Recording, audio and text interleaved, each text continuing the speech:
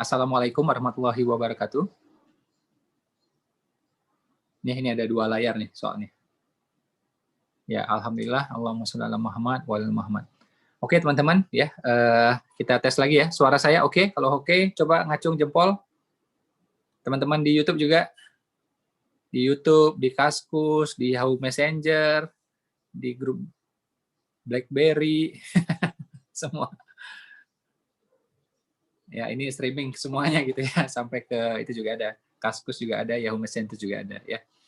Ya, alhamdulillah, Allahumma sholli ala Muhammad wa ala Muhammad. Jadi kita concern di sini bukan soal rupiah saja, bukan soal untung materi saja ya. Adalah benar kita bisnis cari nafkah. Adalah benar kita yang namanya nafkah itu ya biasanya bentuknya materi. Ya, karena itu kata infak ya memang itu bentuknya materi, beda dengan sedekah ya. Dan kalau sedekah kan lebih umum nih. Dan kata infak itu ya itu yang membentuk kata nafkah sama juga gitu ya. Jadi nafkah itu memang materi emang ya. Jadi orang cari materi ya nggak salah juga, cuma kita di BP ini bukan semata-mata materi. Karena itu pagi ini kita belajar ya tentang fondasi kita gitu, fondasi yang paling utama ya, iman kita. Nah, ini nanti akan disampaikan oleh guru kita. Mungkin bagi teman-teman yang baru gabung bertanya-tanya, lah ini katanya komunitas bisnis, kok kajian-kajian mulu? Ya, katanya bisnis, katanya jualan, tahu-tahu kajian, tahu-tahu ngomong parenting, ya, tahu-tahu tahajudnya dicek, tahu-tahu sedekahnya, duhanya juga dicek, gitu kan? Nah, yang saya yakini ya, kalau agamanya beres, ya, insya Allah kita tidak mengatakan diri kita soleh enggak, tapi intinya kita berusaha memperbaiki diri kita lebih baik lagi lah, gitu ya, dari segi amal, dari segi akhlak, ya, dari segi ilmu agama. Kalau kita berusaha perbaiki ini dari segi agama, ya, kita perbaiki juga kehidupan kita di keluarga, berumah tangga, itu saya percaya bisnis akan lebih lancar, rezeki akan lebih lancar, ya kan? Sambil kita belajar ilmu yang sifatnya teknis, ya, marketing, WhatsApp marketing, posting, copywriting, ya, dan seterusnya dan seterusnya. Tapi yang utamanya ini nggak kebalik, jangan sampai kebalik, gitu, ya.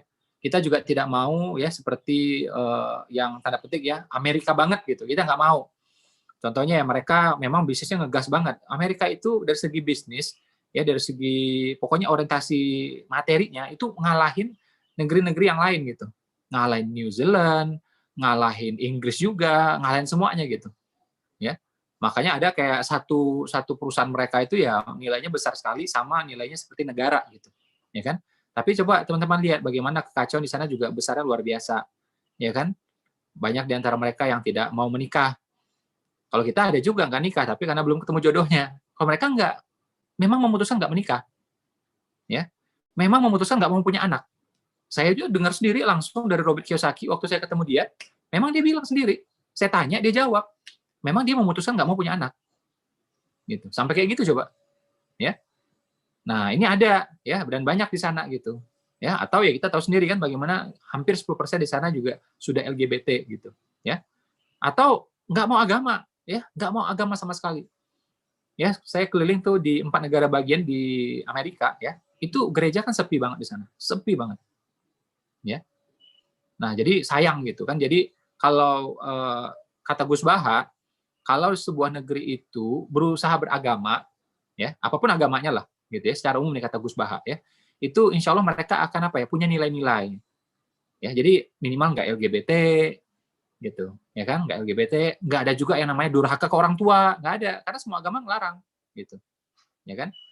Nah, kita nggak pengen yang kayak gitu-gitu banget. Jadi contohnya kayak Robert Kiyosaki itu ya, teman-teman baca sendiri kan, bagaimana juga dia,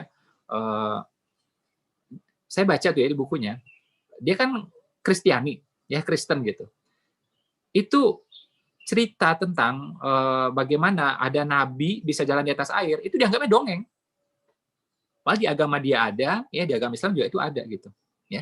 Tapi inilah orang yang udah terlepas dari kehidupan agama. Dia bilang kita sebagai orang dewasa tentu kita tidak bisa menerima kejadian ini. Dia ngomong gitu coba di bukunya. Gitu. Ya, dan pas saya ketemu langsung waktu itu di Australia, dia bilang memang kita memutuskan nggak mau punya anak. Gitu. Ya. Nah, kita nggak mau juga seperti itu, materi tapi akhirnya bablas semuanya. Ya. Nah, kita percaya bahwa cari materi, ya, cari nafkah ini memang kewajiban dari segi agama. Kita, terutama laki-laki, wajib cari nafkah, gitu. Apakah kemudian kita bersama istri, ya itu silahkan aja. Ya, kita tahu juga Khadijah seorang pebisnis gitu. Tapi bukan materi yang menjadi patokan satu-satunya.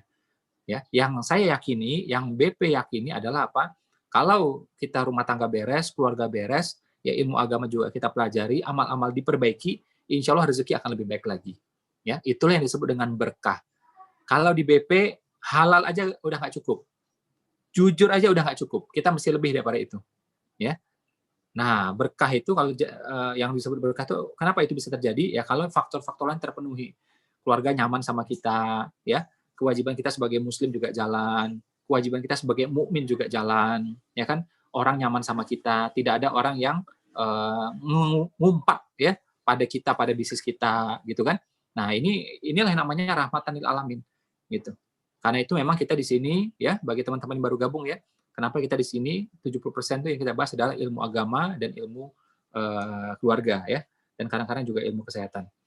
Mas Rama, kalau Ustadz sudah hadir, tolong dikasih tahu ya. Sudah, Saya sudah hadir Mas, sudah siap. Oke, kalau gitu saya kita mundur. Assalamualaikum Ustadz. Waalaikumsalam Ustadz. Alhamdulillah dapat ilmu pagi-pagi.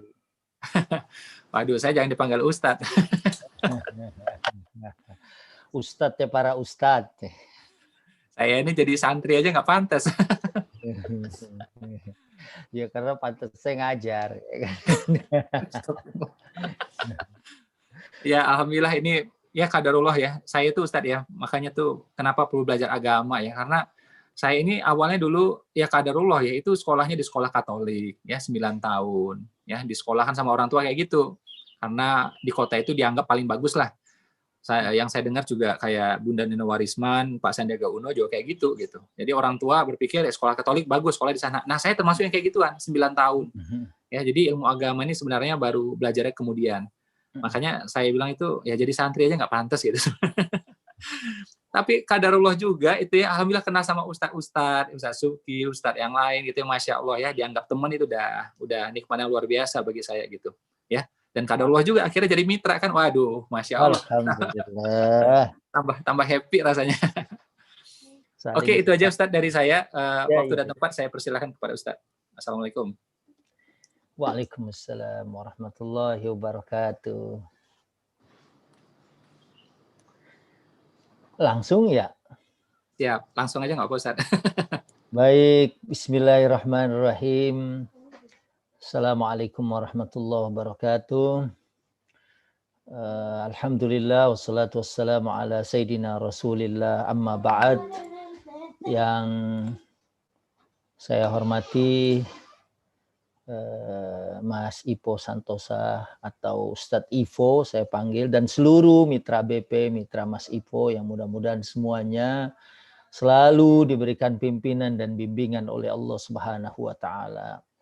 Jadi kalau beliau tadi menyampaikan bahwa selalu 70% memotivasi dengan keagamaan, keluarga dan kesehatan, karena itu adalah merupakan kenikmatan kehidupan kita. Betapapun kita kaya raya misalnya, tapi kalau keluarga berantakan, ya kita juga pasti tidak akan mendapatkan kebahagiaan yang sempurna.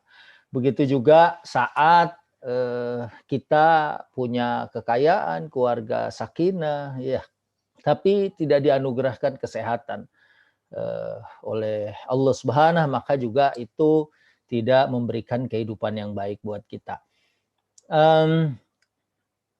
Izin saya minta share screen ya.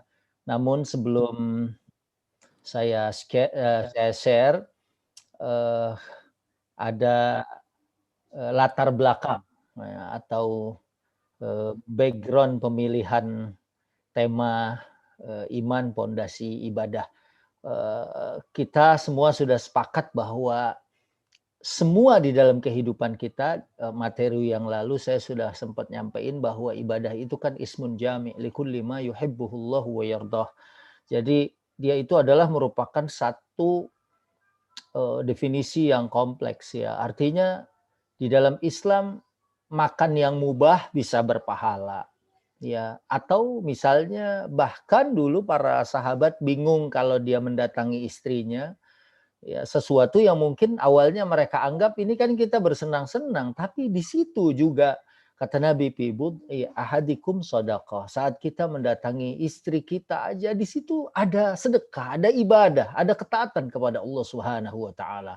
Apalagi tadi Mas Ipo juga sudah menyampaikan terutama yang laki-laki ada wujubun nafkah, ada kewajiban untuk menafkahi keluarga dan ini punya nilai di sisi Allah Subhanahu wa taala dan seteguk air yang kita berikan kepada keluarga kita ma'jurun indallah, ada pahalanya di sisi Allah. Apalagi kalau misalnya kita dapat ya bisa memberikan kendaraan, memberikan rumah, ya, kemudian juga memberikan pendidikan dan kehidupan yang layak, maka pasti Allah Subhanahu wa taala juga akan ridho kepada apa yang kita lakukan. Nah, sejak gabung ini boleh izin cerita ya, sejak gabung waktu posting ya kita mulai ada tuh saingan-saingan kalau dalam bisnis ya. Saya posting di Instagram, ya ada yang nggak tahu mereka apakah kompetitor atau mungkin memang orang yang menyayangi kita gitu ya. Mulai dari huruf aja, dari huruf ya. Kemarin kayaknya kita posting itu pakai huruf avant-garde ya. Yang saya tahu itu huruf avant-garde, yang huruf T-nya itu seperti salib. Udah ada yang kemudian komentar. Dan jauh dari itu, anak saya punya bisnis kecil gitu ya. Jakarta Custom Jewelry. Itu jual cincin emas custom. Baru mulai pertama, kemudian saat itu kita mulai dapet apresiasi, kemudian mulai bagus gitu. Wah, kemudian serangan-serangan itu mulai datang dari yang nyata maupun yang tidak nyata. Nanti tidak nyatanya bisa kita perdalami.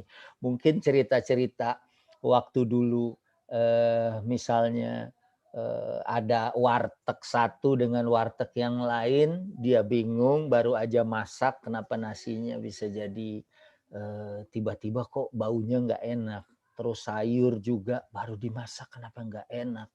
Dan hal itu ya dalam kehidupan itu menjadi sunatullah terjadi dalam kehidupan kita.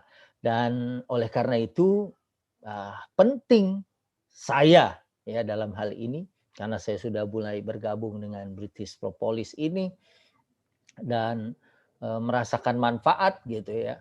Dan kemarin waktu swab yang terakhir hasilnya tuh nggak jelas gitu ya.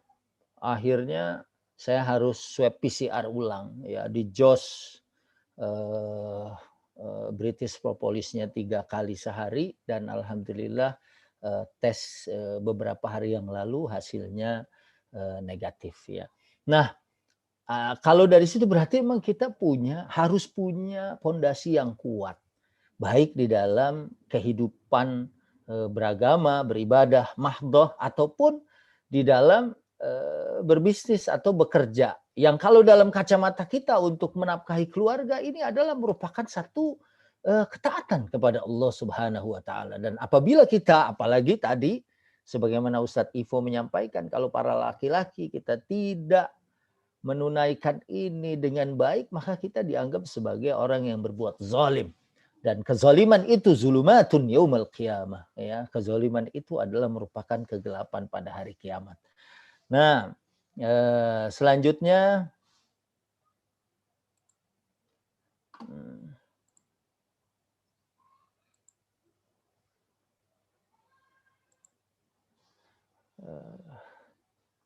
izin share screen ya. Siap. Baik. Nah, itu tadi pembukaan ya. Selanjutnya ini iman pondasi ibadah. Kembali saya sudah sampaikan tadi bahwa kita sepakat bahwa ibadah dalam Islam itu maknanya cakupannya luas ya, termasuk yang sekarang sedang kita jalani Ya, sekarang kita berkumpul di sini kalau niatnya adalah untuk mencari keridhaan Allah Subhanahu wa taala, kita juga akan mendapatkan nilai di sisi Allah. Mungkin kalau kita lihat dari sirah, ya, dari perjalanan baginda Nabi Shallallahu alaihi wasallam, beliau pernah mengucapkan, ya, kalau ada perkumpulan, ada majlis, ya, yang di situ membicarakan maslahat, ya. Sebab Nabi pernah diundang ke rumah Abdullah bin Jud'an, dia seorang tokoh musyrik. Waktu itu Nabi sebelum jadi Nabi diajak pamannya ke sebuah perjanjian namanya Hilful Fudul. Di situ kumpul orang-orang musyrik dan yang dibicarakan adalah untuk membicarakan perdamaian, untuk membicarakan kebaikan, ya. Dan waktu itu Nabi, ya, sebelum jadi Nabi datang ke situ bersama pamannya. Dan setelah Islam, Nabi mengatakan, "Lau du'itu fil Islam la ajabtuhu." Seandainya aku, ya, diundang untuk hadir ke suatu majelis, walaupun di situ, ya, kalau di situ adalah majelis orang-orang musyrik, tapi yang dibicarakan adalah kemaslahatan, yang dibicarakan adalah perdamaian, yang dibicarakan adalah persatuan, kata Nabi, la ajabtuhu, saya akan menjawab undangan itu dan akan hadir di majelis itu. Apalagi majelis kita, ya, di samping kita mendengarkan ayat-ayat Allah, mendengarkan pengarahan bagaimana kita hidup di dunia baik untuk ladang kehidupan yang baik pula di akhirat nanti.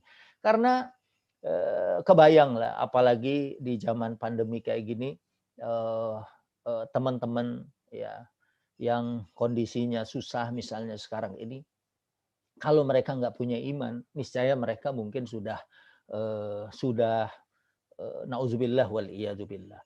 Ya, dan di luar masih banyak, ya, dan ini mungkin ya peranan kita, ya, semua mitra BP, ya, mitra Mas Ipo, ya, untuk menjalani dua sekaligus, ya, mendakwahi dan kemudian juga mengajak mereka hidup lebih baik. Ya, misalnya, wah, saya susah, saya dalam kondisi kayak gini, ya, ayo misalnya bersama dengan kita untuk bekerja, ya, apalagi kerja kita dilandasi dengan satu keimanan yang kokoh, insya Allah kita akan mendapatkan pahala di sisi Allah Subhanahu wa taala. Nah, inilah kemudian kita kembali melihat bahwa iman ini sebetulnya yang paling luar biasa, yang paling utama. Mungkin kita ingat kisah seorang ibu Ashabul Ukhdud yang dilemparkan ke kobaran api, ya, di dalam surat Al-Buruj, ya, itu dengan itminan, dengan tenang dan tentram, dia siap masuk ke dalam kobaran api. Inilah al-iman, yasnaul khawarik, akan bisa menghasilkan sesuatu yang luar biasa kalau seorang memiliki keimanan. Orang mampu berpuasa, orang mampu misalnya melaksanakan haji, walaupun saya pernah 2013 itu, ya, mendengar seorang yang penyakit gula, kemudian juga sudah membawa kantong air seninya selama waktu itu dia menunaikan ibadah haji, tapi dia bisa menunaikan semua rukun-rukun haji dan wajib-wajib haji. Ya, mungkin beberapa sunnah dia kehilangan, tapi rukun dan wajib hajinya semua sudah dikerjakan dengan baik oleh dirinya, padahal dia dalam kondisi yang sakit. Tapi ada banyak orang sehat, ada banyak orang secara fisik dia mampu, tapi dia tidak mampu melaksanakan itu. Atau seandainya dia mampu melaksanakan, tapi ada sesuatu yang tidak sempurna. Ya, karena apa yang ada di dalam hatinya tidak total mensupport dan mendukung pelaksanaan manasik pada saat itu. Nah, dari sini ini mungkin bukan materi yang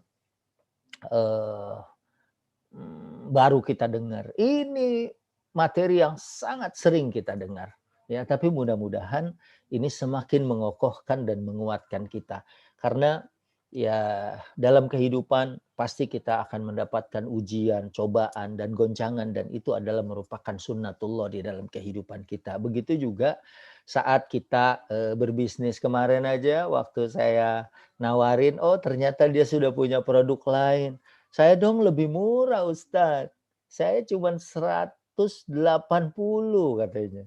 ya itu udah jualnya. Ah, di sini ya memang begitulah kita berkompetisi dan kita mencari dan saya menyampaikan kelebihan kita dan keunggulan kita. Nah, kalau di dalam bisnis kita nggak punya pondasi yang kokoh, mungkin wah ya udah nih kita kalah nih ternyata ya ya apalagi kalau saya sebetulnya mau share video, ada video tapi saya sengaja tidak mau menyebarluaskan video tersebut ya karena berkaitan dengan diri saya. Ada orang yang nggak tahu ya apa mereka mungkin tidak senang atau gimana ya sehingga dia kemudian menempuh cara-cara yang diharamkan oleh Allah Subhanahu wa taala. Ya menggunakan ya santet dan sebangsanya masih ada di zaman ini. Ya, dan ya begitulah persaingan di dalam kehidupan. Tidak terkecuali di dalam beragama. Bukankah kita dari dulu udah dikasih kompetitor, dikasih iblis ya, yang menyebabkan awalnya kita diturunkan fa'azallahum asyaitanu anha, diturunkan dari surganya Allah Subhanahu wa taala karena terkena tipu dayanya, tapi kemudian kita bertaubat dan insya Allah kita bisa mendapatkan kembali tempat yang tinggi di surganya Allah Subhanahu wa taala setelah kita memenangkan al-musara'ah ya. Al-musara'ah artinya pergulatan antara hak dan batil, pergulatan antara mana yang boleh dan yang nggak boleh. Itu adalah merupakan satu kepastian di dalam kehidupan kita. Nah, kembali ke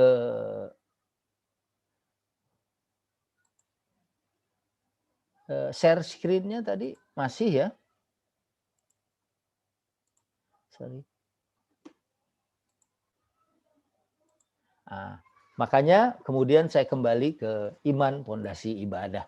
Dan ini hadis mungkin dihafal dengan baik oleh para ustadz ustazah yang hadir ya, saudara-saudaraku mitra BP, mitra Mas Ivo ya. An Abi Abdurrahman Abdullah bin Umar ibn Al-Khattab radhiyallahu anhuma qala sami'tu Rasulullah sallallahu alaihi wasallam yaqulu buniyal Islam ala khamsin. Ini saya yakin semuanya menghafal dengan baik ya bahwa Nabi menggambarkan Islam itu sebagai satu bangunan. Ya, buniyal Islam ala khamsin, atas 5 pilar atau 5 perkara. Yang pertama disebut oleh Nabi adalah syahadati alla ilaha illallah. Yang pertama adalah bersyahadat. Ya, dan ini adalah merupakan asas dari tauhid dan ini adalah asas daripada keimanan. Ya, asyhadu alla ilaha illallah wa asyhadu anna Muhammadan Rasulullah. Baru kemudian ada iqamis shalah, ada itaiz zakah, ada hajjil bait, ada shaumi Ramadan. Ada yang redaksinya seperti ini, ada yang hajinya di belakang, ya. Nah, yang penting di sini adalah qabla iqamatis shalah. Sebelum kita mendirikan salat, sebelum kita itaiz zakah, sebelum kita hajjil bait, sebelum kita shaumi Ramadan, yang harus diperkuat adalah syahadati alla ilaha illallah wa anna Muhammadan Rasulullah. Ada orang belum sholat, belum puasa, belum zakat. Kalau dia sudah bersyahadat, dia meninggal. Jaminannya adalah surganya Allah Subhanahu wa ta'ala. Tapi kalau ada orang sholat tanpa basic syahadati alla ilaha illallah wa anna Muhammadan Rasulullah, tidak dijamin ya diterimanya amal. Karena min syuruti qabulil amal, syarat diterimanya amal ada 2, al-ikhlas wal mutaba'ah. Ikhlas dari asyhadu alla ilaha illallah, al-mutaba'ah dari wa anna Muhammadan Rasulullah. Ya, ada orang haji, mungkin berapa kali dia berangkat haji, tapi mungkin hajinya tidak memberikan bekas. Ada sholatnya juga yusalluna wala yusallun, sholat tapi seperti bukan orang yang sholat. Kalau menurut Quran kan sholat itu kalau dikerjakan dengan basic iman, tanha anil fahsya'i wal munkar, mampu menghindarkan dirinya dari perbuatan keji dan munkar. Kemudian juga menjadi sosok atau pribadi yang tangguh. Ya, dikatakan bahwa innal insana khuliqa halu'a idza massahu syarru jazu'a wa idza massahul khairu manu'a illal musallin. Kecuali orang yang sholat. Orang yang sholat yang mana? Ya karena mungkin sekarang ini banyak ya orang yang mendirikan sholat, ya, tapi mungkin pesan-pesan atau buah atau hasil dari sholat tidak terlihat dan tidak tercermin di dalam kehidupannya. Begitu juga orang yang bayar zakat, orang yang haji, malah ada orang yang gagal berangkat haji, ya, tapi saya pernah menyampaikan kepada orang itu, Bapak sudah haji sebelum berangkat haji. Ya, waktu dia mendapatkan visanya nggak keluar, dia tidak menampakkan reaksi yang over gitu. Ya, berarti tahun ini saya belum diundang oleh Allah. Berarti saya belum diizinkan oleh Allah untuk berangkat tahun ini. Tapi ada orang yang kemudian, wah, kenapa saya nggak berangkat saat ini? Tapi orang itu dia lihat, aduh, ada persiapan apa yang kira-kira belum saya lakukan sehingga saya tidak tercantum di dalam daftar nama orang-orang yang berangkat haji tahun ini. Ya, sehingga walaupun mungkin dia ada di tanah air, dia sama seperti orang-orang yang berada di sana. Ya, kalau mengacu kepada hadis Nabi SAW, waktu Nabi melakukan satu perjalanan untuk sebuah pertempuran misalnya, Nabi pernah mengatakan, ada di Madinah, nggak ikut kita. Ada di Madinah, dia duduk. Ya, tapi mereka mendapatkan pahala dengan kita sama.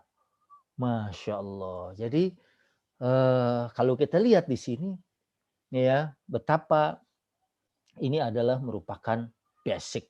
Ini adalah merupakan pondasi. Orang bisa berpuasa, orang bisa mengeluarkan zakatnya, orang bisa bertahan di dalam kesulitan hidup karena memahami kalimat ini. Ya, dulu Abu Jahal aja ditawarin kalimat ini, ya dia nolak. Kenapa dia nolak? Dia paham makna kalimat ini. Ada konsekuensinya. Ya, kita mungkin banyak turis nih, turunan Islam gitu kan. Ya udah dari dulunya kita Islam gitu kan. Kalau ditanya pun mungkin rukun syahadat ada berapa? Nggak ada banyak, nggak ada yang banyak yang tahu rukun syahadat itu apa. Kalau ditanya an-nafi wal itsbat itu seperti apa, mungkin mereka nggak paham. Ya, sehingga wajarlah kalau kemudian sholatnya tidak memiliki basic. Zakatnya juga tidak memiliki basic dan semua amal ibadah yang lain. Ini mungkin sekedar gambaran bahwa the 5 pillars of Islam, ya, ini adalah syahadat yang menopang, ya, paling utama, ya, dalam kehidupan kita. Kemudian ini saya dulu pernah baca Kitabut Tauhid, ya, buku Tauhid, buku bahasa Arab tipis, ya, bukunya nggak terlalu tebal segini, yang ditulis oleh Syekh Abdul Majid Aziz Al-Jindani. Ya, beliau menggambar satu diagram begini. Ilmu Tauhid, ya, yang basicnya adalah dari pemahaman asyhadu alla ilaha illallah wa asyhadu anna Muhammadan Rasulullah, melahirkan al-iman, ya, mendatangkan keimanan kepada Allah Subhanahu wa taala. Dan iman ini, ya, yang akan menopang al-amal as-saleh. Ini yang akan menopang sehingga amal soleh itu berdiri kokoh, nggak rapuh dia, ya, nggak goyang dia karena ditopang dengan kuat. Bahkan di bukunya beliau dikatakan bahwa ilmu yang mengkaji tentang syahadat ini adalah merupakan asyraful ulum, merupakan ilmu yang paling mulia. Ya, mungkin mitra BP bertanya juga atau ada yang sudah paham kenapa, ya, memahami syahadat yang kemudian menjadi basic ilmu tauhid, dan ilmu tauhid itu yang akan menegakkan keimanan itu menjadi asyraful ulum, menjadi ilmu yang paling utama. Sebab yang dipelajari Allah, malaikat, Rasul, kitab-kitab. 4 ini aja. Ya. Ilmu yang dipelajari Allah. Ya, kitab, malaikat, Rasul. Ya, berikutnya ada hari kiamat dan kemudian takdir. Inilah, ya, yang dipelajari dalam ilmu tauhid. Bahkan beliau mengkomparasikan ilmu tauhid misalnya dengan ilmu kedokteran. Masih lebih tinggi ilmu tauhid. Karena objek yang dipelajarinya adalah Allah Subhanahu wa ta'ala. Kemudian malaikat. Sama kalau kita mau komparasi, ini bukan dalam rangka merendahkan satu pekerjaan dibandingkan pekerjaan yang lain. Ya kalau dokter dibandingin sama tukang kayu, pasti kita akan bilang dokter kuliahnya lebih susah, lebih mahal dan lain sebagainya. Objek yang dipelajari manusia. Manusia itu makhluk Allah yang paling mulia. Ya kan? Disebutkan bahwa dalam Al-Qur'an walaqad karramna bani Adam. Allah sudah muliakan anak Adam. Lah, kalau dokter ini mempelajari manusia, maka dia menjadi, ya kalau di dalam cabang ilmu yang lain, dia menjadi mulia. Ya, karena yang dipelajari manusia, apalagi kalau misalnya ya dia mau operasi, nggak boleh salah tuh. Ya, nggak boleh waktu operasi gunting ketinggalan di dalam misalnya, walaupun pernah ada kejadian seperti itu. Kalau tukang kayu misalnya dia disuruh bikin meja, ya begitu potong-potong ternyata kakinya kependekan. Ya kalau kayu seandainya itu pun mahal, masih gampang deh. Kalau nggak jadi meja yang segini kita jadiin aja tuh lekar buat baca Quran misalnya gitu. Tapi kalau dokter ngobatin manusia, ya operasi manusia, naudzubillah wal iyadzubillah misalnya operasi plastik, hidungnya nih misalnya nggak seimbang dan lain sebagainya, maka itu akan punya resiko yang lebih besar. Kembali ke sini, ini ilmu tauhid merupakan pondasi dan ini diawali dengan pemahaman seseorang terhadap asyhadu alla ilaha illallah wa asyhadu anna muhammadan rasulullah.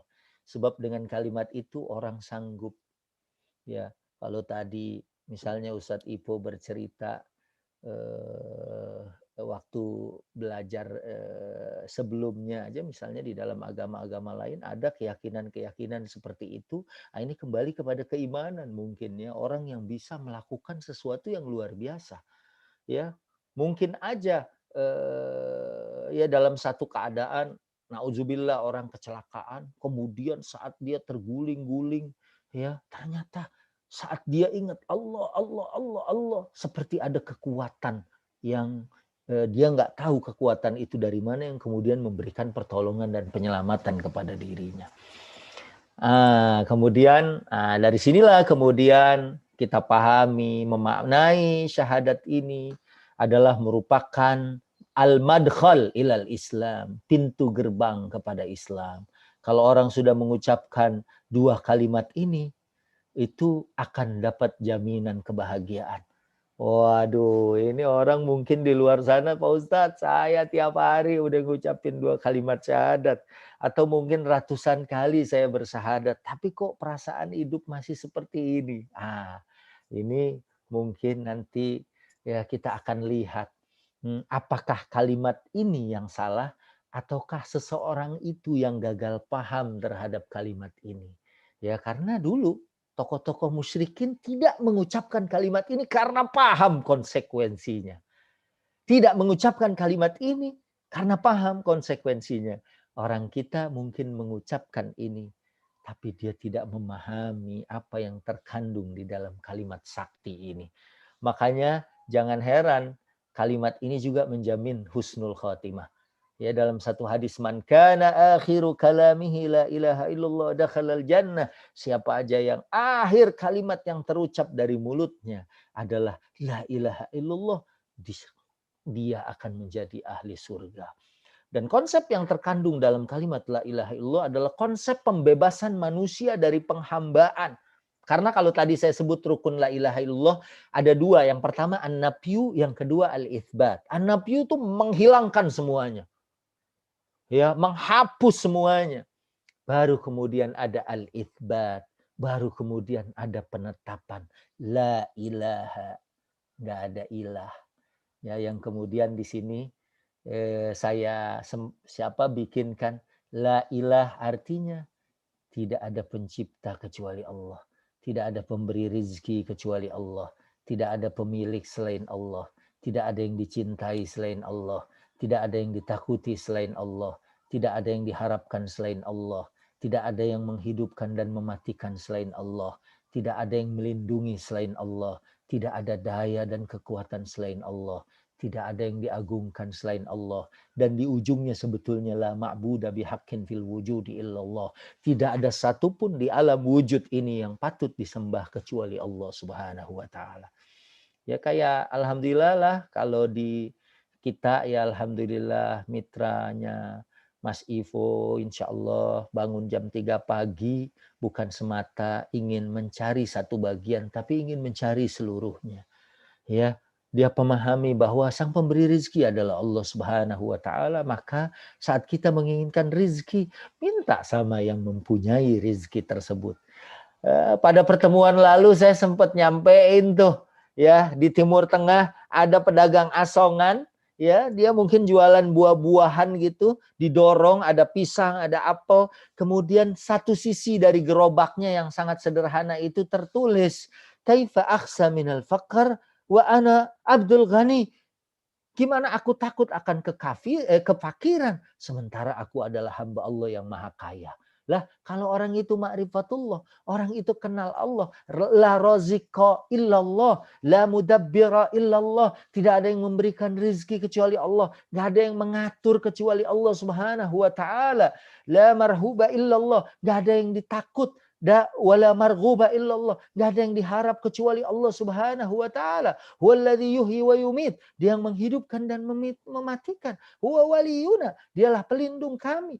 Maka kalau orang memahami ini, ya, sebagaimana insya Allah teman-teman di Mitra BP memahami ini dengan baik, ya maka saat kita keluar pun, karena memang Nabi Shallallahu Alaihi Wasallam pun keluar, kita berusaha karena mereka juga berusaha. Para anbiya berusaha ala kasbiyadihi dengan tangannya sendiri, maka kita pun berusaha ya untuk diri kita, keluarga kita dan orang-orang yang ada di sekitar kita. Ya. Nah, kemudian selanjutnya ya, pengakuan. Nah, tadi kan syahadat tauhid. Kemudian ada wa anna Muhammadan Rasulullah, bahwa Nabi Muhammad Sallallahu Alaihi Wasallam adalah satu-satunya teladan bagaimana kita menghambakan diri kepada Allah Subhanahu wa taala. Ya ini dari pengakuan wa anna wa asyhadu anna Muhammadan Rasulullah. Maka dari kombinasi la ilaha illallah Muhammadur Rasulullah melahirkan satu syahadat tauhid, yang satunya syahadat Rasul sebagai qudwah, sebagai satu-satunya contoh teladan di dalam kehidupan kita, maka kita berusaha betul untuk mengcopy paste sekuat kemampuan kita apa yang sudah pernah dilakukan oleh baginda Nabi Shallallahu Alaihi Wasallam dalam kehidupan. Nah, makanya ya dalam kondisi pandemi yang panjang seperti ini, tingkat keluhan orang-orang yang beriman dengan orang yang tidak beriman pasti beda, ya. Karena nanti saya belum buat di slide ini 4 model orang saat mereka diuji dengan kesusahan dan itu tergantung kepada keimanannya, ya. Ada al-jazi', ada orang yang banyak mengeluh, ada ar-radhi, ada orang yang ridho, ya. Kemudian ada orang yang paling tinggi adalah asyakir. Ya, walaupun sudah mendapatkan ujian, dia tetap menjadi asyakir, orang yang bersyukur kepada Allah Subhanahu. Dan kenapa orang itu bisa? Karena baginda Nabi Shallallahu Alaihi Wasallam mencontohkan itu di dalam kehidupan beliau. Nah, kemudian kita lihat sedikit di sini agar kembali menyegarkan ingatan kita, dan insya Allah setelah ini kita akan menjadi kokoh, ya, mempunyai landasan yang kuat saat kita beribadah, saat kita berbisnis, ya, saat kita ingin memuliakan sisa kehidupan kita, ya, karena kemarin kalau ya pertemuan yang sebelumnya waktu itu kita mendengar ya Syekh Ali Jabir wafat kembali kepada Allah Subhanahu wa taala. Itu kelahirannya tahun 76. Artinya belum tua gitu. Kalau nggak salah saya melihat kemarin saat Ustadz Maher At-Tuwailibi wafat, saya lihat di nisannya itu lahir tahun 92. Itu seusia anak saya, hampir seusia anak saya yang pertama gitu kan. Artinya ada orang yang umurnya jauh di bawah kita pun ada yang sudah menghadap Allah Subhanahu. Berarti ya kita di sini sedang mempersiapkan bekal terbaik ya dengan memuliakan diri, keluarga ya, kalau keluarga kita tercukupi ya, bahkan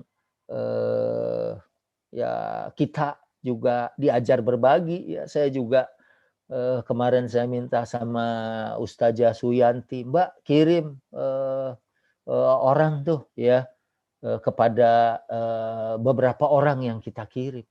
Ya, sekaligus itu kita bukan melihat dari kacamata bisnis semata.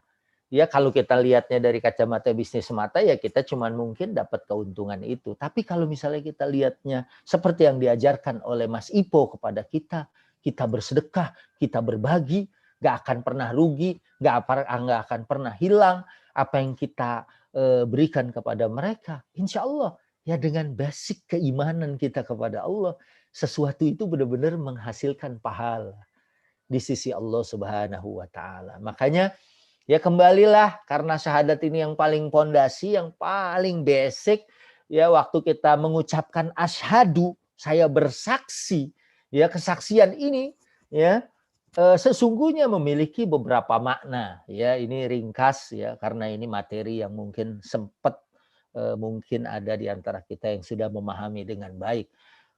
Kenapa? Kemarin saya mau masukin video di sini.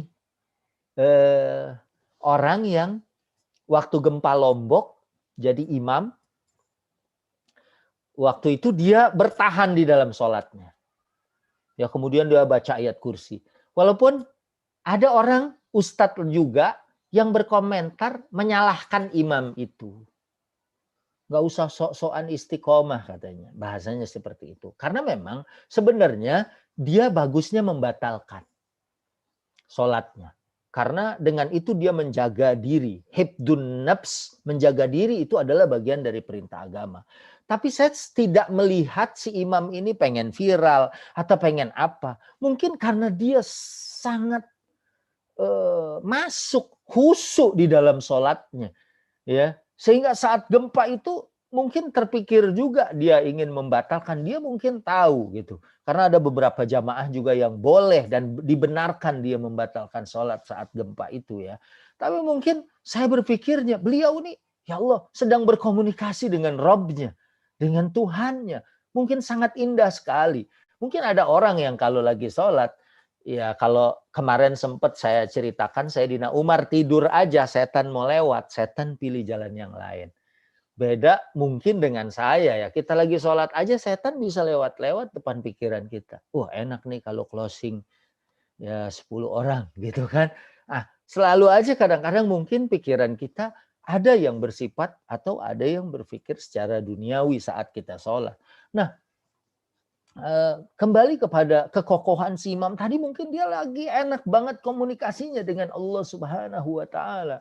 Ya karena janji dia kepada Allah Subhanahu wa taala, karena saat dia bilang asyhadu sesungguhnya itu adalah al-i'lan, pernyataan diri. Ya, mengiklankan, al-wa'ad, janji dia juga. Kemudian kata asyhadu di dalam kalimat aku bersaksi itu sesungguhnya selain pernyataan, selain janji kita, dia juga adalah merupakan sumpah kita kepada Allah Subhanahu wa taala. Nah, ini ayat-ayatnya. Kata syahidallahu annahu la ilaha illa huwa, surat Al-Imran ayat 18. Ya ini suka dibaca dalam zikir ba'da salat ya. Oleh sebagian kita. Syahidallahu annahu la ilaha illa huwa wal malaikatu wa ulul ilmi qa'iman bil qist. La ilaha illa huwal azizul hakim. Ya. Nah, saat kita mengatakan syahidallah, ini adalah ikrar, ini adalah pengiklanan. Ya, pernyataan. Karena saat ada orang amalnya soleh, hatinya iman, tapi dia belum mengikrarkan dengan mulutnya, maka dia tidak dianggap sebagai orang yang beriman. Sekali lagi, saat orang membenarkan dengan hatinya dan kemudian dia berbuat, dia misal berpuasa, tapi kalau tidak pakai pernyataan, tidak iklankan, maka dia tidak dianggap sebagai orang yang masuk di dalam kategori beriman kepada Allah Subhanahu wa taala. Ya. Dan ini ibaratnya dia senang pakai produk kita ya dan tahu manfaatnya sehingga dia misalnya mengkonsumsi produk kita tapi dia nggak daftar atau kemudian dia tidak jadi member ya. Ya ini berarti dia tidak mengikrarkan untuk berada di dalam bagian kita. Kalau waktunya dapat bonus, ya nggak dapat bonus. Tapi kalau orang yang kemudian dia mendaftarkan diri itu seperti orang yang mengiklankan atau mengikrarkan dirinya berada di dalam sebuah komunitas tersebut. Nah, kalau dalam agama berarti dia mengikrarkan dirinya berada di dalam agama Allah Subhanahu wa taala. Kemudian ini juga ada kalimat nasyhadu innaka la rasulullah. Ya, orang-orang munafik mengatakan nasyhadu innaka la rasulullah, tapi nasyhadunya di sini dia sumpah engkau adalah rasul, ya, tapi sesungguhnya Allah mengetahui bahwasanya yashhadu innal munafiqina lakazibun. Kalau orang-orang munafik memang bersaksinya atau bersumpahnya bahwa engkau adalah rasul adalah sumpah bohong, adalah janji bohong, ya. Tapi kalau kita ya saat bilang asyhadu betul-betul mengatakan, betul-betul bersumpah bahwasanya tidak ada Tuhan selain Allah dan baginda Nabi Shallallahu Alaihi Wasallam adalah merupakan utusan Allah Subhanahu Wa Taala. Kemudian juga, itu bisa bermakna mithaq ya atau al-wa'ad, apa yang kita sudah ucapkan itu bisa bermakna janji. Ya, jadi ringkasnya syahadat yang kita ucapkan tadi adalah merupakan pernyataan, merupakan janji dan merupakan sumpah kita untuk taat. Ya, sehingga jangankan subuh ya, kalau mitra BP ini jam 3 aja kita sudah sudah selesai tahajudnya, kemudian melakukan untuk membicarakan perkara yang ini adalah merupakan sesuatu yang bisa bernilai ibadah di sisi Allah Subhanahu wa taala. Kemudian tadi secara bahasa ya. Kemudian secara istilah ya, saat kita mengucapkan syahadat tadi ya, kemudian ini akan bermakna ya pembenaran dalam hati ya, atau di awalnya dari sini nih, iqrarum bil lisan wa tasdiqun bil qalb wa amalun bil arkan ya, dinyatakan lisan, dibenarkan hati, kemudian dibuktikan dengan perbuatan. Inilah al-iman yang sesungguhnya. Jadi kalau ada orang baru ikrar doang, hatinya tidak membenarkan, ya, apalagi juga tidak lekas menjawab perintah Allah. Ya, ada orang mungkin Jumatan, ya. Kalau sekarang kondisi pandemik mungkin, ya, ada beberapa alasan misalnya dia mau meninggalkan Jumat, tapi dalam kondisi aman, kondisi bukan musafir, dia mukim ada di suatu tempat dipanggil oleh Allah, ya, yang kalau menurut ayat idza nudiya lis-salati min yaumil jumu'ati fas'au ila dzikrillah. Saat fas'au ila dzikrillah, bersegera untuk beribadah kepada Allah, masih ada orang yang bekerja, masih ada orang yang main, masih ada orang yang lalai. Padahal di Qur'annya wadarul bai', tinggalkan segala bentuk jual beli.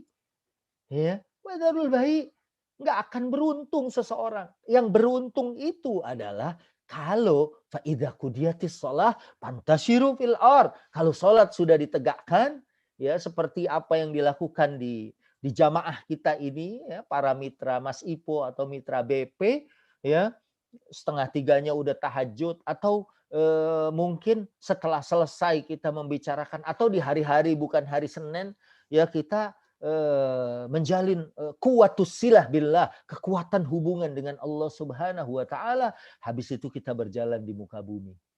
Saya aja ya kalau berkaca kepada Syekh Ali At-Tantawi, saya pernah baca bukunya beliau. Beliau tuh kalau mau khutbah Jumat, hari Kemisnya udah puasa. Hari Kemisnya tahajud, hari Kemisnya nangis, hari Kemisnya minta maaf, minta ampun kepada Allah Subhanahu. Baru waktu dia berdiri khutbah Jumat, ittaqillah, itu ngomong ittaqillahnya punya nilai, punya daya berat, punya daya gugah, punya daya rubah sehingga tergetar orang yang mendengarkannya. Nah, kita juga insya Allah seperti itu saat kita mengikrarkan dengan lisan kita. Dan kemudian hati kita menyatakan benar. Bahwa benar, la ilaha illallah, la ilaha ghairuka ya Allah. Tidak ada Tuhan selain Engkau. Yang tadi kita sudah bahas, tidak ada yang mencipta kecuali Engkau, yang memberi rezeki kecuali Engkau, nggak ada pemilih kecuali Engkau, nggak ada yang dicintai kecuali Engkau. Maka mungkin kalau ada naudzubillah yang di PHK, tenang. Ya, sumber rezeki bukan cuma dari situ. Saya udah bergabung dengan British Propolis. Saya akan berusaha di sini. Insya Allah Allah akan memberikan rezeki. Karena gaji dengan rezeki ini mungkin orang bilang sama, tapi mungkin bisa juga beda. Ya, karena Ar-Razzaq Allah. Saya ingat dulu ada Allah yarham Dr. Ahzami Sami'un Jazuli mengatakan bahwa orang-orang yang bertakwa itu waktu ditanya, Pak Ustadz penghasilannya berapa? Waduh, bingung nih jawabnya, karena Ustadz itu penghasilannya min haitsu la yahtasib. Artinya tergantung Allah yang memberikan. Kadang-kadang mungkin di luar perkiraan manusia. Waktu itu beliau sambil berseloroh, ya Allah yarham. Tapi juga memang begitu. Wa may yattaqillaha yaj'al lahu makhraja. Orang yang bertakwa, Allah yang selalu memberikan dia jalan keluar. Dan jaminannya wa yarzuqhu min haitsu la yahtasib. Allah berikan dia rezeki dari jalan yang tidak diduga, tidak disangka oleh dia sebelumnya. Ya, saya aja masya Allah ya betul-betul dalam kondisi yang bersyukur kepada Allah Subhanahu wa taala. Misalnya tiba-tiba Ustadz, coba dicek tuh ada yang gabung bersama dengan kita, masya Allah, nangis ini rasanya. Ya, cara ajaibnya Allah Subhanahu wa taala memberikan rezeki ya lewat British Propolis, ya kan? Karena ya, saya pagi dan sore sudah selalu baca tuh Allahumma ma asbaha bi min ni'matin au bi ahadin min khalqika faminka wahdaka. Ya Allah, entah itu lewat dari perusahaannya Mas Ivo atau dari teman-teman yang mitra BP kepada kita, faminka wahdaka. Itu hakikatnya adalah dari Engkau. Nah, ini kembali kepada tauhidnya. Kita sakit ya, disembuhkan oleh Allah ya. Walaupun ada obat yang kita minum, kita juga nggak boleh ya. Saya misalnya waktu jualan, nih pakai aja British Propolis, hilang semua virus. Ini kandungannya luar biasa ya. Kita pasti sebagai orang yang bertauhid bilang ini insya Allah ya bagian dari muhawalah basyariyah, usaha manusia.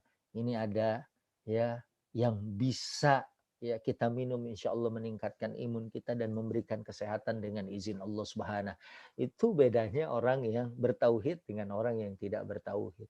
Ya ada seorang suami atau sebaliknya istri lah, suaminya meninggal, dia nggak kerja. Ya, kemudian misalnya, ya bagaimana saya hidup? Saya nggak bisa hidup lagi tanpa dirimu. Ini adalah sesungguhnya kalimat yang keluar dari orang-orang yang tidak bertauhid, orang-orang yang tidak beriman kepada Allah Subhanahu wa taala. Nah, makanya dari iqrarun bil lisan wa tasdiqun bil qalb wa amalun bil arkan, diucapkan lisan kita asyhadu an la ilaha illallah, hati kita membenarkan, dan waktu kita dipanggil diuji, nanti sebentar lagi Ramadan siap puasa, nanti kemudian kita zakat dan lain sebagainya, insya Allah kita sebagai orang-orang yang siap untuk menjalankannya. Dan insya Allah ya sebagaimana firman Allah, innalladzina qalu rabbunallahu tsumma istaqamu tatanazzalu alaihimul malaikatu alla takhafu wa la tahzanu wa abshiru bil jannati allati kuntum tu'adun. Insyaallah kita dengan keimanan kita menjadi istiqamah, malaikat pun turun kepada kita insyaallah untuk adamul khauf, kemudian adamul huzn, enggak takut dan enggak sedih. Ya, insyaallah di dalam menjalani kehidupan kita enggak takut, kita enggak sedih. Dan ini kemudian kita terjemahkan 3 dia di sini manfaatnya dari orang yang istiqomah. Yang pertama, syaja'ah, berani. Ya, orang yang bersyahadat dia akan menjadi orang yang berani. Ya, fataral ladzina fi qulubihim maradun yusari'una fihim yaquluna nakhsha an tusibana dairah. Ya, mereka orang-orang yang enggak beriman itu mereka takut ya.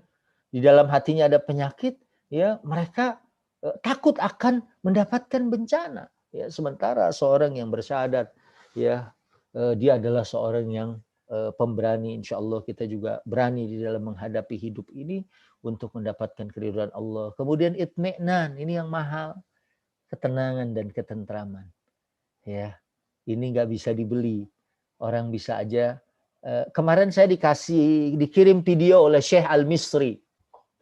Ya, video saya lupa tadi memasukkan di sini. Yang intinya dia bilang sababul maut fid dunya laisa syaratan. Dia bilang walaysa sukkar, laisa marad as-sukkar. Penyebab kematian di dalam kehidupan dunia ini bukan karena kanker, bukan karena maradul qalb, bukan karena sakit jantung, bukan karena sukar, bukan karena penyakit diabetes atau penyakit-penyakit lain. Tapi dia bilang adalah ad-duwutan nafsiyah, al-stress, dia bilang ad-duwutan nafsiyah, bagaimana tekanan batin. Seorang yang tidak itmi'nan, seorang yang tidak tentram. Nabi dihunus pedang di lehernya aja masih bilang, siapa yang bisa nolong engkau? Allah. Dengan tentramnya Nabi mengatakan hal itu, sehingga pedang orang yang menghunus kepada Nabi itu terjatuh mendengar ketenangan dan ketentraman baginda Nabi SAW. Kemudian at-tafa'ul adalah optimis. Ya, ayat ini, iyansurkumullahu fala ghaliba lakum. Jika Allah menolong kita, nggak ada yang bisa mengalahkan kita, nggak ada yang bisa menghancurkan kita. Ya, iyansurkumullahu fala ghaliba lakum wa iyakhdzulkum faman dzalladzi yansurukum min ba'dih. Tapi kalau kita dihinakan, dibiarkan oleh Allah Subhanahu wa taala, faman dzalladzi yansurukum min ba'dih. Kalau kita ditinggalin Allah, baru siapa yang akan yang menolong kita. Wa 'alallahi falyatawakkalul mu'minun. Hanya kepada Allah lah orang-orang yang beriman bertawakal, ya. Dan mungkin saya cukupkan sampai di sini. Ya, mudah-mudahan kita mengingat kembali bahwa kita seorang yang beriman, yang insya Allah istiqomah, ya, dan insya Allah ini menjadi pondasi ibadah kita, dan kita akan mendapatkan keridhaan Allah Subhanahu wa taala. Saya kembali ke studio. Siap. Oke, Ustadz, mungkin ada satu pertanyaan ya, sebelum nanti kita tutup dengan doa. Ya. Izin tanya Ustadz, ini kan kadang kita nih otak duniawinya tuh kadang-kadang gede Ustadz. Terutama saya gitu. Jadi misal nih kadang tanpa sadar kan, misalnya kita pengen sesuatu gitu kan, terus kita nyeplos aja, sholawatin aja gitu.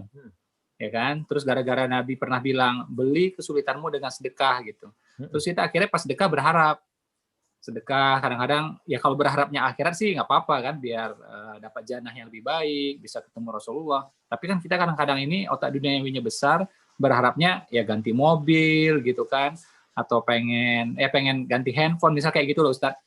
Nah ini mohon ini Ustadz nasihat buat kami Ustadz. Baik, Masya Allah. Ya, ini sebenarnya kita juga begitu ya. Manusiawi. Walaupun ayat, dulu saya pernah ketemu dengan Dr. Surahman Hidayat. Beliau sempat nyampein wala tamnun tastakthir, ini di dalam ayat. Jadi kita kalau memberi itu harus ikhlas dan jangan berharap lebih banyak dari yang kita berikan. Tapi kalau kita lihat, ayat memberikan rangsangan, hadis juga memberikan rangsangan bahwa memang ada nilai-nilai yang akan kita dapat. Ya, ada pahala yang akan kita dapat. Bahkan tidak mengapa kalau kita misalnya beribadah ingin mendapatkan surganya Allah Subhanahu. Walaupun ada yang bilang, saya sih kalau beramal udahlah, yang penting cari ridho Allah, bukan karena surga dan bukan karena takut neraka. Tapi tidak salah juga saat orang kemudian bekerja ya untuk mendapatkan kebaikan surga. Nah, khusus dengan yang tadi, saya juga suka melakukan hal itu ya. Kalau sholawat itu kan doa ya enggak. Mungkin Ustadz Ivo juga sama dengan saya. Waktu misal melihat sesuatu dengan motivasi yang berbeda. Karena harta di tangan seorang yang beriman pasti beda. Waktu ganti mobil, nambah mobil, kita kan ingin berbagi manfaat, berbagi berkah. Saya misalnya, ada rumah baru, di situ pasti akan ada usaha dakwah yang baru. supaya jadi ya memang niatnya benar. Kayak kita minum obat kan ya sama. Saya kemarin mau swab yang sebelum hari ini kan saya syuting nih ya Indosiar ya.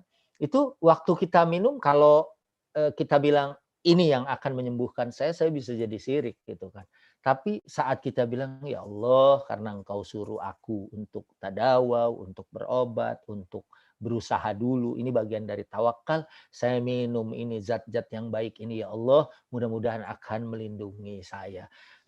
Kemudian sebetulnya pertanyaan ini kembali meluruskan niat saya juga ya saat misal kita membeli mobil baru atau membeli rumah baru, mau ganti handphone, ya harus kemudian punya nilai manfaat. Misalnya dengan handphone yang lebih canggih, ini nanti kalau ikut pengajian, ya ini kalau nge-zoom, kalau yang generasi yang lawas, itu mungkin nggak sebaik yang baru. Jadi niatnya tetap untuk bisa mencari manfaat dan keridhaan Allah Subhanahu wa taala.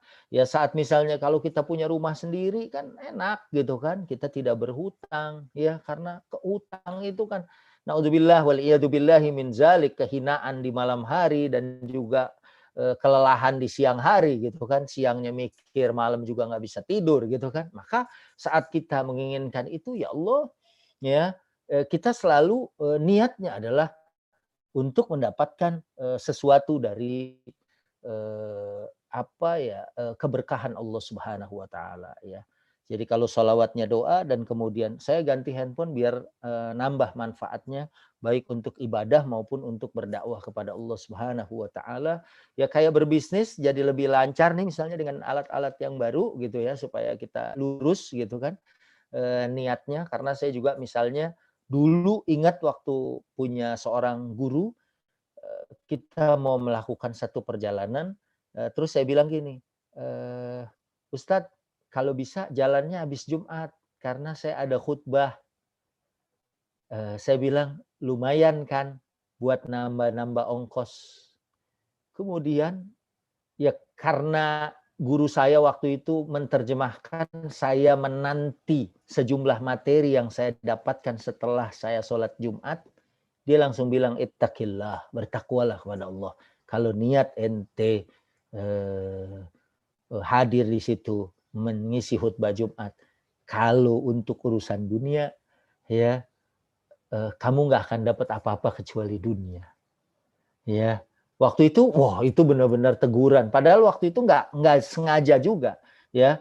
Karena kita mau melakukan satu perjalanan, ya misalnya dengan itu kemudian uang ini juga bisa digunakan untuk dakwah. Tapi dia sangat marah sekali menegur saya, ittaqillah, bertakwalah kepada Allah Subhanahu wa taala.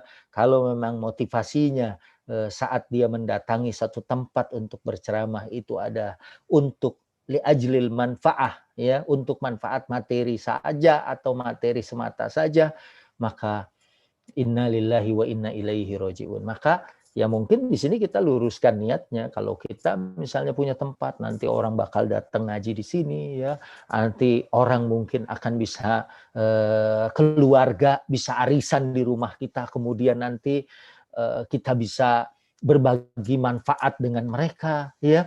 Misalnya dengan adanya mobil baru orang datang kemudian dia acara mau pinjam ya mau ke rumah sakit dan sebagainya bisa memberikan manfaat ini kalau menurut pendapat saya pribadi mudah-mudahan ditujukan untuk mencari keridhaan Allah Subhanahu. Karena ini tipis banget ya. Tipis banget. Bisa split ya nanti niatnya untuk kehidupan dunia semata. Ya mudah-mudahan Allah mengikhlaskan kita ya dan kemudian saat kita juga mencari kehidupan ini seluas-luasnya justru untuk manfaat diri, keluarga dan orang yang berada di sekitar kita. Ya, apalagi menolong orang, ya, apalagi membantu orang, ya ini adalah merupakan satu ibadah yang akan meningkatkan derajat surga kita nanti pada hari kiamat. Amin. Siap, Ustadz. Ini Masya Allah, Ustadz. Kita lagi nuntut ilmu, tahu-tahu nih tempat saya hujan. Double berkah nih, Ustadz. Masya Allah. Samaan. Ya, mudah-mudahan hujan ini memberikan keberkahan buat kita semua. Amin. Amin. Ustadz, kalau boleh tutup dengan doa, Ustadz, biar tambah berkah, Ustadz, majelis kita. Ya. Baik, sama-sama marilah kita berdoa kepada Allah. Mudah-mudahan apalagi di luar sana juga mungkin ada beberapa daerah, teman-teman para mitra BP semua juga dalam saat nuzulul ghaith, saat turunnya hujan, mudah-mudahan doa kita didengar dan diijabah oleh Allah Subhanahu wa taala. Kita baca Ummul Kitab suratul Fatihah, mudah-mudahan Allah melindungi kita semua, khususnya ya guru kita, ya orang yang selama ini berbagi manfaat yang banyak, baik ilmu maupun materi kepada kita, ya Ustadz Mas Ivo, ya mudah-mudahan selalu dijaga, disehatkan, dan kita semua seluruh mitranya tidak ada satu yang kurang dalam kehidupan kita. Al-Fatihah. A'udzubillahi minasyaitonir rajim. Bismillah. Alhamdulillahirabbil alamin arrahmanir rahim maliki yaumiddin iyyaka na'budu wa iyyaka nasta'in ihdinas siratal mustaqim siratal ladzina an'amta 'alaihim ghairil maghdubi 'alaihim waladdallin amin. Bismillahirrahmanirrahim. Alhamdulillahirabbil alamin hamdan na'imin hamdan syakirin hamdan yuwafi ni'amahu wa yukafi'u mazidah. Ya Rabbana lakal hamdu wa lakal syukru kama yanbaghi li jalali wajhikal karim wa li 'azimi sultan. Allahumma ja'al jam'ana hadza jam'an marhuma. Ya Allah, jadikanlah pertemuan kami, perkumpulan kami ini, baik yang hadir lewat media Zoom ataupun lewat media YouTube dan media-media yang lain. Jadikanlah kita jam'an marhuma, satu perkumpulan yang kau rahmati, ya Allah. Sebagaimana rahmat yang tercurah saat ini di sekeliling kami, ya Allah. Jadikan jam'an marhuma, satu perkumpulan, satu komunitas, mencari keridhaan-Mu, ya Allah. Dengan kemuliaan rizki yang kau turunkan. Sehingga sebagaimana Sayyidina Abu Bakar, sebagaimana Sayyidina Abdurrahman bin Auf, Sayyidina Uthman, yang nanti harta kami menyelamatkan kami, keluarga kami, dan orang yang ada di sekeliling kami, ya Allah. Wa tafarruqana min ba'diha tafarruqan ma'suma. Dan perpisahan kami setelah ini adalah perpisahan yang mendapatkan ampunan-Mu, ya Allah. Kami masih berdoa, idfa'annal bala, cabut bencana dari kami, ya Allah. Wal waba, wal fahsya, wal mihan, wal fitan, wal fayadan, wal zalazil. Ya Allah, wabah penyakit, bencana banjir, tanah longsor, gempa bumi, dan semua yang buruk meliputi kami, ya Allah. Cabut ganti dengan aman dan tenang tentram, ya Allah. Ya Allah, berikan kami kemudahan di dalam menjalankan bisnis ini. Bersama-sama di dunia kami bahagia dan nanti berjumpa kembali di surga saat Engkau berikan kesempurnaan nikmat. Faman zuhziha 'anil nar wa udkhilal jannata faqad faz. Mudah-mudahan kami adalah orang yang beruntung, yang sukses di dunia dan sukses di akhirat nanti. Ya Allah ya Rabbana, na'udzubika minal baras wal judham wal junun wat ta'un wa min sayil asqam. Jauhkan kami dari penyakit, ya Allah. Kami juga bertawakal dengan membagikan sesuatu yang mudah-mudahan bisa bermanfaat, menjaga kesehatan saudara-saudara kami, niat karena Engkau, ya Allah. Dan kalau ada niat, cita-cita, keinginan, mudah-mudahan niat kami diluruskan, ya Allah. Untuk mencari dunia sebanyak-banyaknya, untuk kami jual, untuk kami beli surgamu, ya Allah. Sebagaimana ayat, innallaha ashtara minal mu'minina anfusahum wa amwalahum bi anna lahumul jannah. Allah sudah membeli jiwa dan harta kita dengan surga. Kami mencari ini semua untuk kebaikan dunia dan kebaikan akhirat kami, ya Allah. Ya Allah, kuatkan iman kami sehingga dengan kekuatan iman kami bisa berjalan di dalam kebaikan untuk mendapatkan kehidupan yang baik di akhirat-Mu nanti, ya Allah. Rabbana atina fid dunya hasanah wa fil akhirati hasanah wa qina adzabannar. Wa sallallahu wasallam ala khairi khalqihi sayyidina Muhammadin sallallahu alaihi wasallam walhamdulillahi rabbil alamin. Terima kasih, mohon maaf Ustadz Ivo, ya. Dan semua mitra dan semua yang menyaksikan tayangan kita, mudah-mudahan memberikan manfaat buat kita, berkah buat kehidupan kita. Amin ya rabbal alamin. Amin.